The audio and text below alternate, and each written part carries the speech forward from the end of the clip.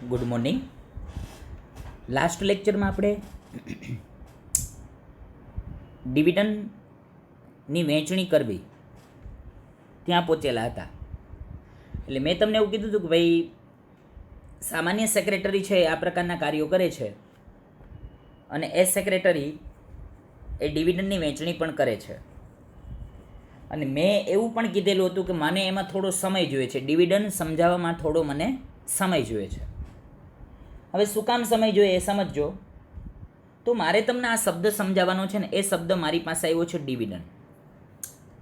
તો ડિવિડન્ડ વહેંચણીનું કાર્ય એ સેક્રેટરી કરે છે. હવે ડિવિડન્ડ એટલે શું, પહેલાં તો મને એ જ ખબર પડતી નથી.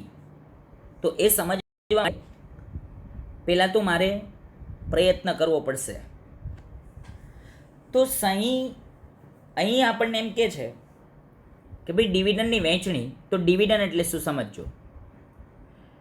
કોઈ પણ કંપની હોય એ કંપનીના વાર્ષિક હિસાબો એટલે કે વર્ષને અંતે જે હિસાબો થાય એ તારીખ 31 માર્ચના રોજ પૂર્ણ થાય.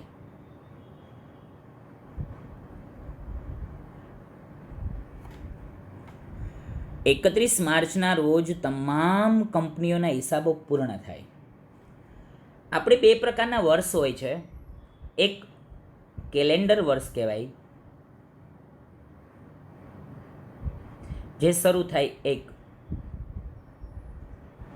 જાન્યુઆરીથી પૂરું થાય 31 ડિસેમ્બર. આ કેલેન્ડર વર્ષ કહેવાય.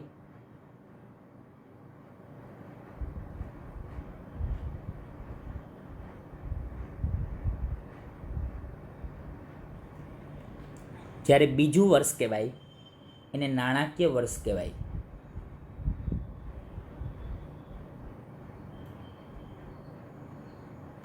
જે શરૂ થાય 1 એપ્રિલથી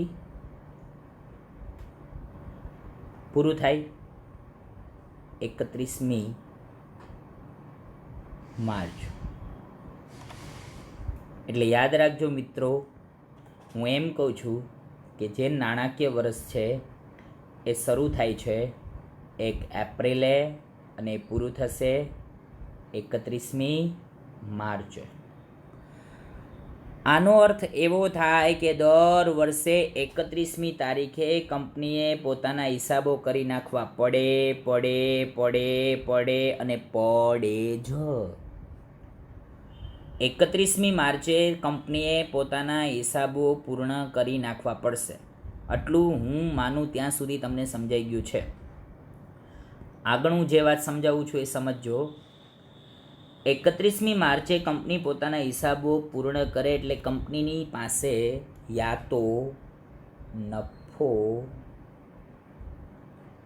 યા તો ખોટ આ બંને આવી જશે. યા તો નફો આવશે ને યા તો ખોટ આવશે. જો કંપનીને નફો થયો તો કંપની જે હિસાબો કરશે એ કઈ રીતે કરશે. ઇટ મીન્સ જો કંપનીને નફો થયો તો શું થશે સમજજો. કંપની સૌથી પહેલાં લેણદારોને પૈસા ચૂકવી દેશે. કોને? લેણદારોને. એના પછી કંપની જે કંઈ ખર્ચાઓ હશે ખર્ચાઓ કરી નાખશે. ઇટ મીન્સ ખર્ચની ચૂકવણી કરશે.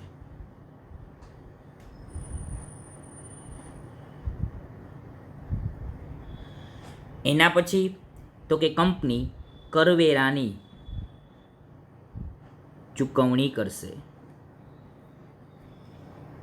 તો આમાં કંપની ખર્ચ ચૂકવી દેશે એટલે કે આ બધી ચૂકવણી કર્યા પછી કંપનીની પાસે એમ છતાં નાણાં વધે છે. કંપની બધાને પૈસા ચૂકવી દે એમ છતાં કંપનીની પાસે નાણાં વધે, પૈસા વધે. જો નાણાં વધે, જો પૈસા વધે તો કંપની એ પૈસા આપશે શેર હોલ્ડરને. શેર હોલ્ડરને નાણાં આપશે. કોણ આપશે?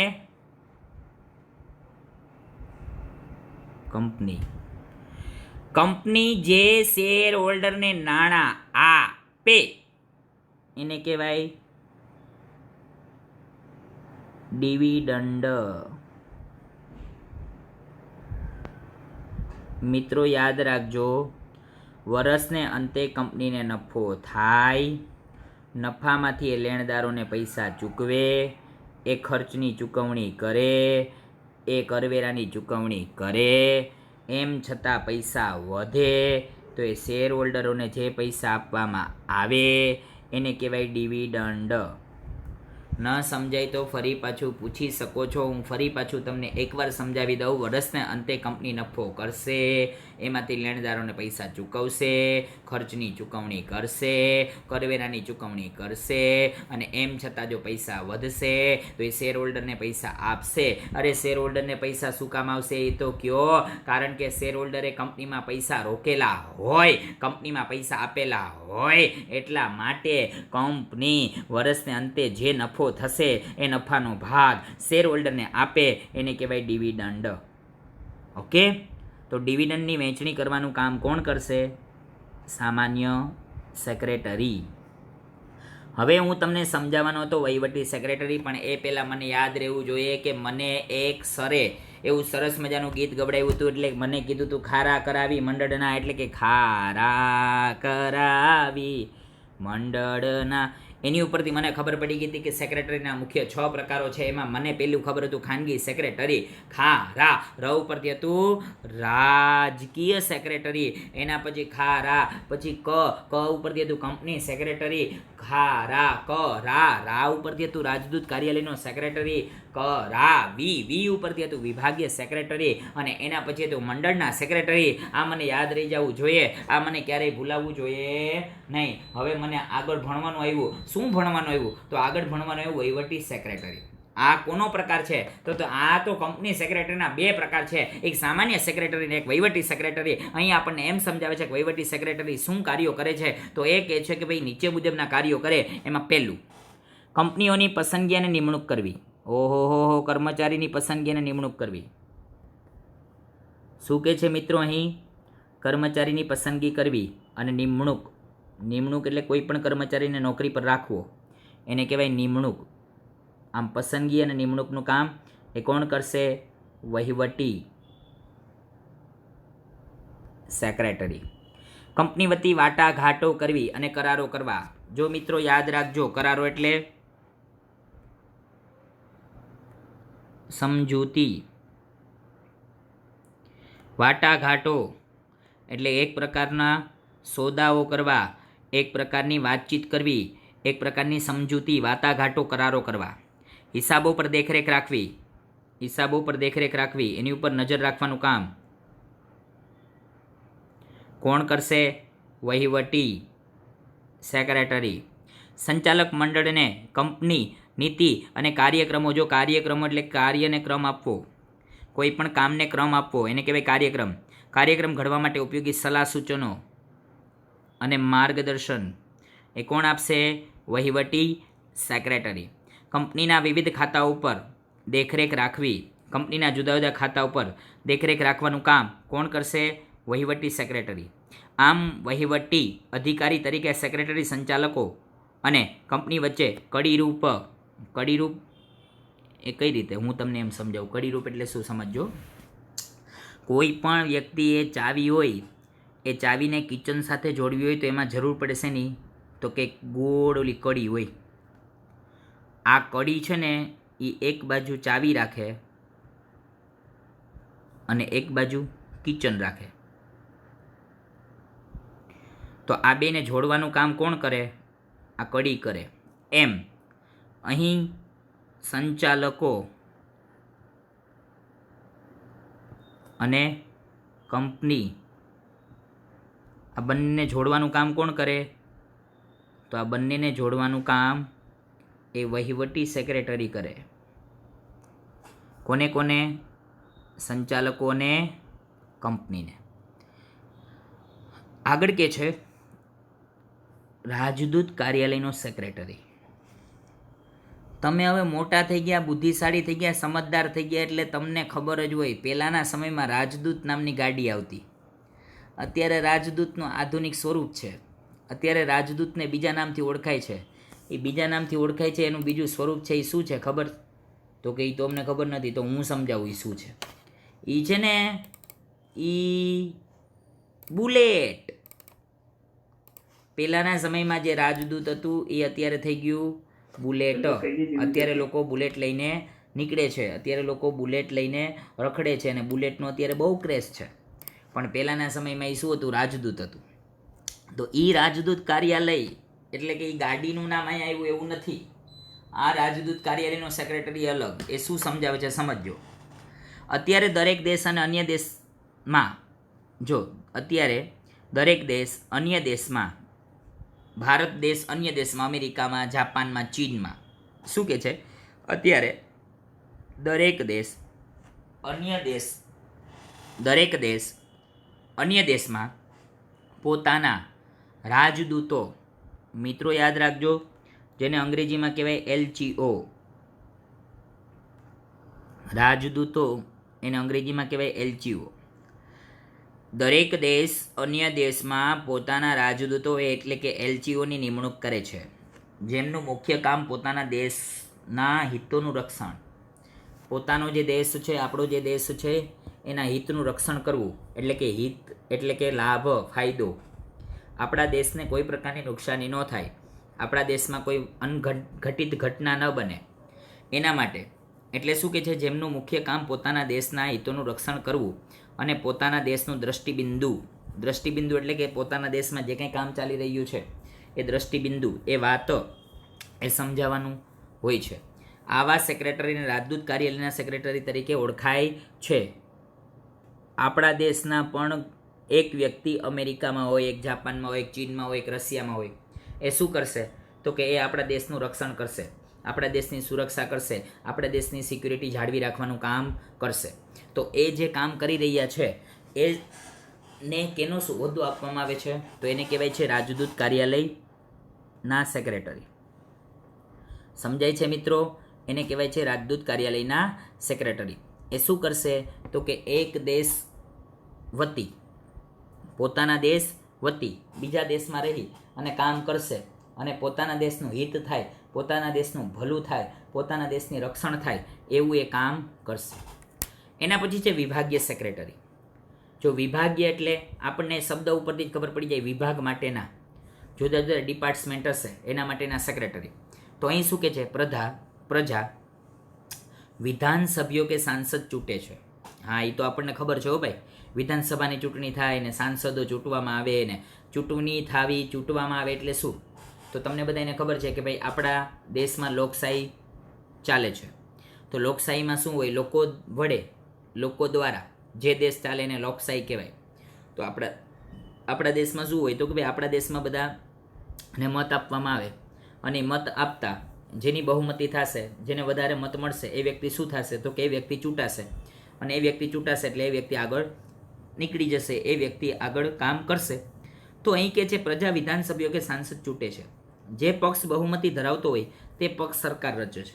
જે પક્ષ બહુમતી ધરાવતો હોય એટલે કે વધારે પડતા જેને મત મળે એ શું કરે છે? તો કે પોતાની સરકાર બનાવે છે. એટલે કે પ્રધાનમંડળની રચના કરવામાં આવે છે. આખું પ્રધાનોનું શું કરવામાં આવશે? તો કે મંડળ બનાવવામાં આવશે. એટલે કે પ્રધાનમંડળની રચના કરવામાં આવશે.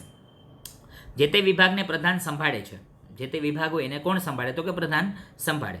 આ પ્રધાન જે ખાતું સંભાળે તેનો વહીવટ ચલાવવા માટે જે અધિકારીની નિમણૂક કરવામાં આવે તેને વિભાગીય અધિકારી તરીકે ઓળખવામાં આવે છે. જો ભાઈ આ જે વ્યક્તિ છે એ જે વ્યક્તિ કામ સંભાળી રહ્યો છે એટલે કે એ જે વ્યક્તિની નિમણૂક કરવામાં આવે છે એટલે કે એ વ્યક્તિને નોકરીમાં રાખવામાં આવે છે તો એ શું કરશે? તો કે તમામ પ્રકારના જે ખાતાઓ છે એ ખાતાઓ સંભાળશે. તો એનો અર્થ એવો થાય કે જે પ્રધાન છે એ પ્રધાનને કેવા સેક્રેટરી કહેવાય? તો કે વિભાગીય સેક્રેટરી. જો અહીંયા શું કહે છું?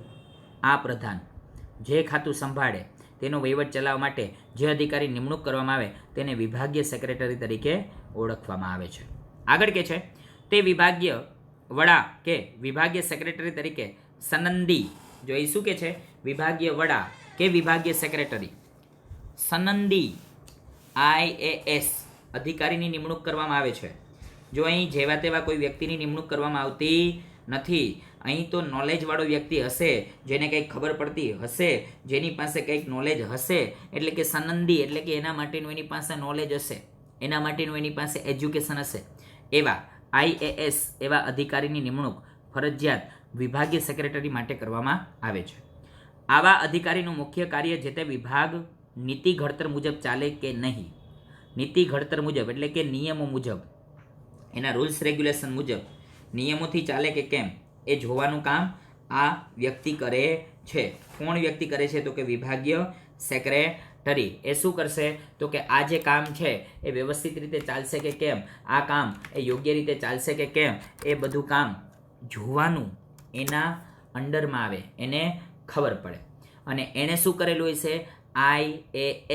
IAS એની જે એક્ઝામ આવે એણે પાસ કરેલી હશે. અને એના દ્વારા શું કરશે? તો કે એના દ્વારા એ સારામાં સારું પોતાનું જે પ્રધાનનું જે મંડળ છે, આખો જે વિભાગ છે એ વિભાગને પોતે સંભાળી શકે છે. અને એ વિભાગને સંભાળવાનું કામ એની ઉપર હોય, એની રિસ્પોન્સિબિલિટી છે. એટલા માટે IAS એને કહેવાય છે Indian administrative service, Indian administrative service. તો એણે એક્ઝામ પાસ કરેલી હોય અને એ વ્યક્તિ વિભાગીય અધિકારી તરીકે નિમણૂક પામે છે.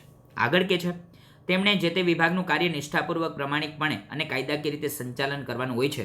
દાખલા તરીકે શિક્ષણ વિભાગના સેક્રેટરી, ગૃહ વિભાગના સેક્રેટરી. જો આપણને આ ખબર છે, શિક્ષણ વિભાગના સેક્રેટરી, ગૃહ વિભાગના સેક્રેટરી એ શું કરે? તો કે જે તે વિભાગને સંભાળતા હોય. શિક્ષણ વિભાગના સેક્રેટરી શિક્ષણનું કામ કરે, ગૃહ વિભાગના સેક્રેટરી એ આખા દેશમાં જે કંઈ કામ થઈ રહ્યા છે એની ઉપર દેખરેખ રાખવાનું કામ કરે. અત્યારે હું તમને એમ કહું કે ભારતના ગૃહમંત્રી છે અમિતભાઈ શાહ, તો એ ભારત દેશના જેટલા રાજ્યો છે એ બધા રાજ્યોમાં જેટલા કલેક્ટરો હોય, કલેક્ટરો યોગ્ય કામ કરે છે કે કેમ, એ બધું જોવાનું કામ એ કોણ કરતા હોય? તો કે અમિત શાહ કરતા હોય છે. તો આમ આખા દેશમાં જે કંઈ તંત્ર ચાલી રહ્યું છે એની ઉપર દેખરેખ રાખવાનું કામ, એની ઉપર નજર રાખવાનું કામ એ કરતા હોય છે. એના પછી આગળ કે છે મંડળના સેક્રેટરી. તો મંડળના સેક્રેટરીમાં ઘણા બધા સેક્રેટરીની વાત કરવામાં આવે છે. ન સમજાય તો પૂછજો. જો અહીં શું કે છે કે મંડળના સેક્રેટરી માનવ સંસ્કૃતિની વિકાસની આગેકૂચ એટલે આગળ પડતું, એને કહેવાય આગેકૂચ. તો માનવ સંસ્કૃતિની વિકાસની આગેકૂચ એટલે કે આગળ પડતું, જેમ આગળ વધે તેમ સામાજિક, આર્થિક, સાંસ્કૃતિક બાબતોનો વ્યાપ એટલે એનો વિસ્તાર. ઇટ મીન્સ કે એની વાતો એ સતત ને સતત વધતી જાય છે. એનો વ્યાપ, વિસ્તાર અને સ્વરૂપમાં ફેરફાર થતા ગયા છે. પરિણામે આવા મંડળને સેક્રેટરીની જરૂરિયાત ઊભી થઈ. આવા મંડળો નીચે મુજબ છે. પરિણામે શું થશે કે ભાઈ આવા જે મંડળો હતા એને સેક્રેટરીની જરૂરિયાત ઊભી થઈ, અને એ જે મંડળો છે એને જે સેક્રેટરીની જરૂરિયાત ઊભી થઈ, તો એ મંડળો કયા કયા છે? તો એના વિશે આપણને સમજૂતી આપે છે. પહેલું છે વિદ્યાર્થી મંડળના સેક્રેટરી. ઘણી બધી વખત આપણે સાંભળીએ છીએ કે ભાઈ વિદ્યાર્થીનું આખું મંડળ હોય, એનું આખું સંગઠન હોય, તો એ વિદ્યાર્થી મંડળના સેક્રેટરી. એમાં શું કે છે? શાળા અને કોલેજોમાં લોકશાહી પ્રણાલીની સમજ આપવા. જો શાળા અને કોલેજોમાં લોકશાહી પ્રણાલીની સમજ આપી શકાય, વિદ્યાર્થીઓના અધિકારોને ક્રિયાવિંત એટલે ક્રિયાવાળા, ક્રિયાશીલ, વિદ્યાર્થીના જે અધિકારો છે, એના જે હક છે એને ક્રિયાશીલ બનાવવા માટે, વિદ્યાર્થીના પ્રશ્નોને વાચા એટલે કે યોગ્ય ન્યાય આપવા માટે વિદ્યાર્થી મંડળની રચના કરવામાં આવે. વિદ્યાર્થીનું એક સંગઠન બનાવવામાં આવે, એનું એક મંડળ બનાવવામાં આવે. તો આ વિદ્યાર્થી મંડળની રચના કરવામાં આવે. વિદ્યાર્થીઓ ચૂંટણી દ્વારા પોતાનામાંથી આવા સેક્રેટરીને ચૂંટી કાઢે છે. GS, જો વિદ્યાર્થીઓ ચૂંટણી દ્વારા પોતાનામાંથી આવા એક સેક્રેટરીને ચૂંટી કાઢે, જેને GS તરીકે ઓળખાય છે, જેનું નામ છે જનરલ સેક્રેટરી. તો આમાં છે કાંઈ નહીં, બહુ સરળ, સિમ્પલ છે. વિદ્યાર્થીનું મંડળ હોય, એમાંથી કોઈ એક વ્યક્તિને ચૂંટવામાં આવે ને એ વ્યક્તિને સેક્રેટરી તરીકે નિમણૂક આપવામાં આવે. બસ બીજું કંઈ આમાં કહેતા નથી. એના પછી છે ક્લબના સેક્રેટરી. તો રમતગમત અને અન્ય સાંસ્કૃતિક બાબતોને પ્રોત્સાહન આપવા, સાકાર કરવા ક્લબની સ્થાપના કરવામાં આવે છે. દાખલા તરીકે sports club of Gujarat, BCCI વગેરે. BCCI એ ક્રિકેટનું બોર્ડ છે, તો આને બોર્ડ એટલે એક પ્રકારનું ક્લબ કહેવાય. તો એ ક્લબના સેક્રેટરી, ક્લબના બંધારણ મુજબ સેક્રેટરીને ચૂંટણી કાઢવામાં આવે છે અથવા નિમવામાં આવે છે. આ સેક્રેટરીનું મુખ્ય કાર્ય જે તે ક્લબની વર્તમાન જરૂરિયાત અનુસાર પ્રવર્તમાન નિયમ મુજબ તેનું સંચાલન અને વિકાસ કરવાનું. વર્તમાન જે જરૂરિયાત છે, હાલના જે રૂલ્સ રેગ્યુલેશન છે, હાલના જે નીતિ નિયમો છે, એ નીતિ નિયમો મુજબ કામ કરવાનું અને એ નીતિ નિયમોને યોગ્ય રીતે સંભાળવાનું કામ આ કોણ કરશે? ક્લબના સેક્રેટરી કરશે. એના પછી છે શૈક્ષણિક સંસ્થાના સેક્રેટરી. તો દિલ્હી, કોટા ક્યાં છે? રાજસ્થાન.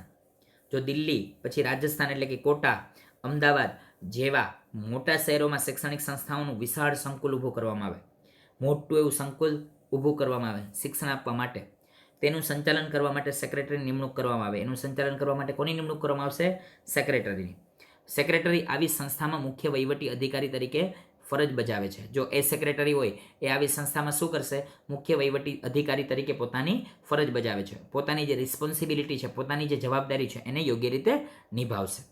એના પછી આગળ કે છે મજૂર મંડળના સેક્રેટરી. જો મજૂર મંડળના સેક્રેટરી એટલે શું? તો દેશના વિવિધ ક્ષેત્રોમાં કાર્ય કરતા મજૂરો, કર્મચારીઓ પોતાની માંગણીઓ સત્તા સરકાર સમક્ષ રજૂ કરવા મંડળો બનાવે છે.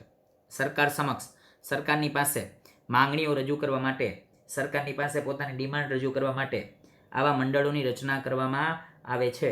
જો અનિલ કપૂરનું એક પિક્ચર હતું જુદાઈ, જો જોયું હોય તો, એમાં બહુ મોટું એવું કારખાનું હોય ને એ કારખાનામાં કેટલા બધા કર્મચારીઓ હોય ને એ કર્મચારીની સાથે આ અનિલ કપૂર જોડાય છે અને અનિલ કપૂર એનો મેન હેડ બને છે.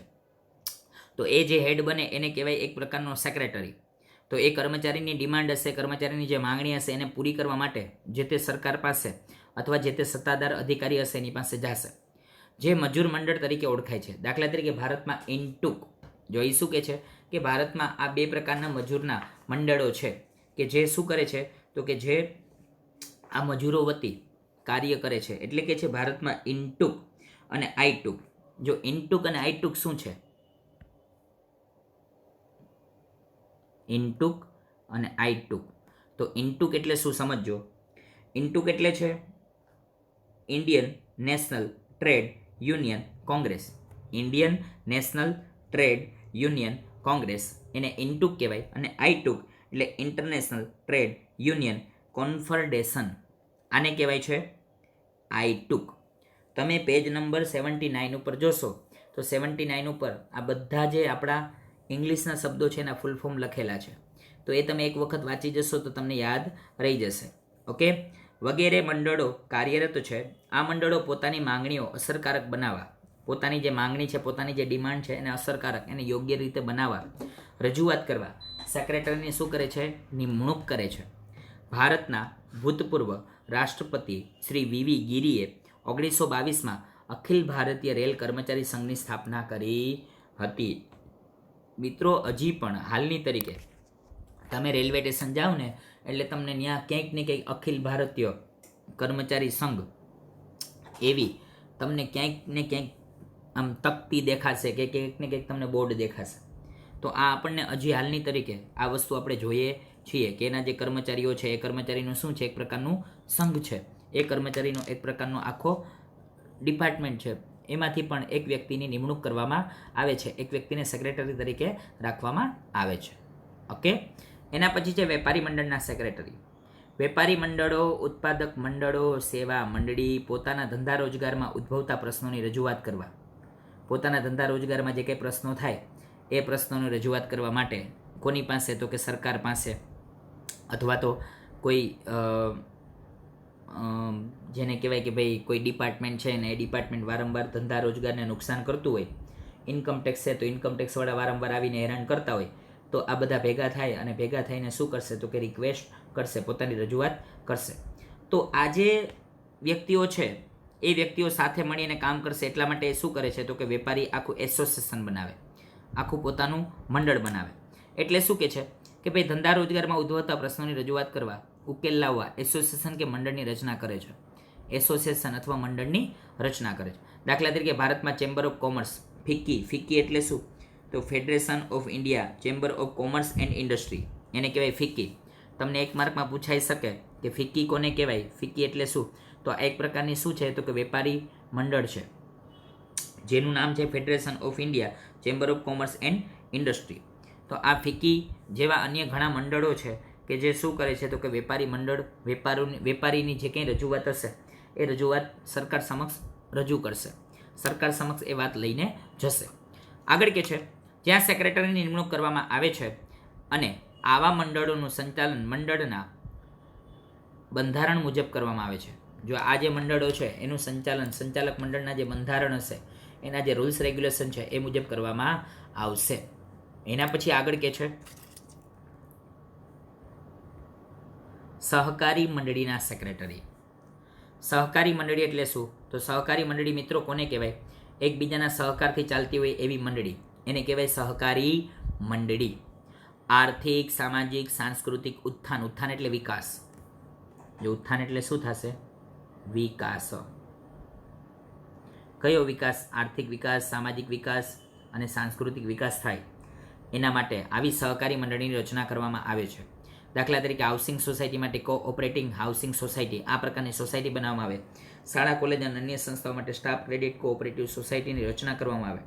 એમાં એકબીજાને સહકાર આપે અને એકબીજાને સહકાર આપી અને પૈસા ભેગા કરશે, નાણાં એકઠા કરશે. એ નાણાં એકઠા કરી અને એકબીજાને લોન આપશે અને એમાંથી સાવ નોમિનલ ન્યૂનતમ વ્યાજ લેવામાં આવશે અને એ વ્યાજ ન્યૂનતમ લઈ અને લોકોને હેલ્પ કરવામાં આવશે, લોકોને મદદ કરવામાં આવશે. અને આ રીતે મદદ કરી અને શું કરવામાં આવશે? તો આ રીતે લોકોને મદદ કરી અને એકબીજાને સહકાર આપે છે.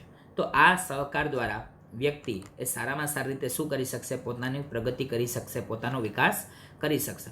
તો કહેવાનો અર્થ એ છે કે એના માટેનું પણ એક સેક્રેટરી નિમણૂક કરવામાં આવે છે. જેમાં સેક્રેટરી નિમણૂક કરવામાં આવે છે, જો અહીં કહે છે આ સેક્રેટરી જે તે મંડળના નીતિ નિયમ અનુસાર સંચાલન કરતા હોય છે. જે તે મંડળના નીતિ નિયમ મુજબ, જે તે મંડળના જે રૂલ્સ રેગ્યુલેશન હશે એ મુજબ એ પોતાનું સંચાલન કરશે અને એ મુજબ એ પોતાની જે કામગીરી છે એ બજાવતા રહેશે. તો અહીં આ પાઠ, આ ચેપ્ટર એ પૂર્ણ થાય. મિત્રો, તમારે હોમવર્ક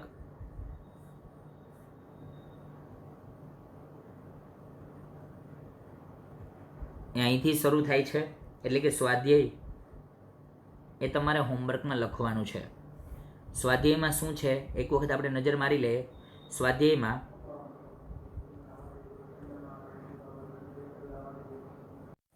હા, તો આપણે 6 MCQ છે. એના પછી આપણી પાસે 11 શોર્ટ ક્વેશ્ચન, નાના પ્રશ્નો છે. એના પછી ટૂંકા પ્રશ્નો આપણી પાસે 7 છે. એના પછી 8 આપણી પાસે મુદ્દાસર પ્રશ્નો છે અને એના પછી આપણી પાસે 4 મોટા પ્રશ્નો છે. એ સિવાય આપણી પાસે કાંઈ છે નહીં, બહુ સરળ છે, સિમ્પલ છે. અને આ હોમવર્ક હું માનું ત્યાં સુધી 2 દિવસ આપણે 1 કલાક કે 2 કલાક ફાળવશું તો થઈ જશે. જો વિદ્યાર્થીની સ્પીડ સારી હોય તો 1 કલાકમાં થઈ જાય. જો વિદ્યાર્થીની સ્પીડ થોડી ઓછી હોય તો 2 કલાકમાં. એથી વધારે કાંઈ હોમવર્ક છે નહીં. ઓકે, તો અહીં આપણે લેક્ચર એ પૂર્ણ કરશું. પણ એક વાત યાદ રાખજો, મેં તમને સેક્રેટરીના 6 પ્રકારો કીધા છે. આ 6 પ્રકારો એ ઇમ્પોર્ટન્સ છે, મહત્ત્વ છે, IMP છે, પૂછાય એવું છે. અને આ 6 પ્રકારના મેં તમને સૂત્ર આપ્યું છે. ખારા કરાવી મંડળના. તો મિત્રો, આ તમારા મોઢામાંથી ક્યારેય ભૂલાવવું જોઈએ નહીં, તરત બોલાઈ જવું જોઈએ, મગજમાંથી ક્યારેય નીકળવું જોઈએ નહીં. ઓકે, અસ્તુ, થેન્ક યુ.